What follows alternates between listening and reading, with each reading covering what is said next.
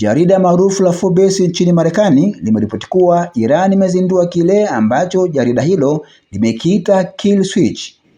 Ni mfumo uliotumika kuvuruga mawasiliano ya mtandao wa Starlink, huduma ya mtandao wa internet inayotolewa kupitia satellite ya SpaceX. Taarifa ya jarida hilo imesema kuwa kwa mara ya kwanza Iran imeweza kupunguza kwa kiasi kikubwa ufikishaji wa internet kupitia Starlink wakati wa kufungwa kwa mtandao kitaifa nchini humo. Hatua iliyolenga kuzima mawasiliano ya waandamanaji na wananchi, huku serikali ya Iran ikitumia vifaa vya kitaalamu vya kuzuia mawimbi ya satellite ili kukata upatikanaji wa huduma za mtandao. Takwimu za ufuatiliaji zinasema taarifa ya data ya Starlink imepungua kwa zaidi ya 80% baada ya kuingiliwa kwa mawimbi ya GPS na kuharibu muunganiko wa satellite kwa watumiaji wa ndani katika kudhibiti habari na kuzuia maelezo juu ya ghasia zinazoongezeka nchini humo. Starlink, ambayo ilikuwa njia mbadala na muhimu wakati serikali ya Iran ikisitisha mtandao wa internet, sasa inakabiliwa na vizuizi vya kijeshi na teknolojia ya kuingiliana na mawimbi.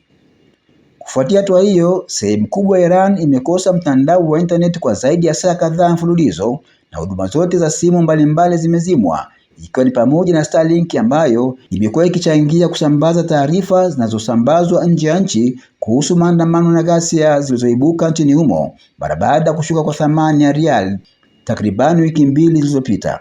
Kukatwa kwa mtandao wa Starlink kunawaweka Wairani walio nje ya nchi katika wakati mgumu kwa kukosa mawasiliano na jamaa zao, hivyo kuwa na wasiwasi kutokana na ghasia zinazoendelea nchini humo. Ripoti pia zinaonyesha kuwa Iran imekuwa ikihamisha teknolojia kuzuia mawimbi kutoka nje au kutumia vifaa vya kisasa vinavyoweza kuingiliana na mawimbi ya Starlink, hatua ambayo haikuonekana hapo awali kwa kiwango cha sasa. Serikali ya Iran imesema kuwa mawasiliano na Marekani yanaendelea wazi, huku viongozi wake wakikabiliana na maandamano makubwa yanayopinga utawala wa kidini ambayo ilianza kama malalamiko ya kiuchumi na kugeuka kuwa wito wa kuangushwa kwa utawala.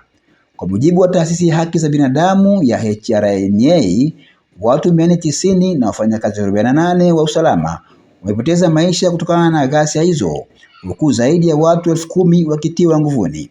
Katika hatua nyingine, viongozi wa Iran akiwemo waziri wa mambo ya nje Abbas Araghchi na spika wa bunge Mahmoud Bagher Kalibaf wamesema kuwa Iran ipo tayari kwa vita, lakini ipo wazi kwa mazungumzo. Kauli hiyo inakwenda sanjari na lawama kwa Marekani na Israel kushabikia ghasia za waandamanaji.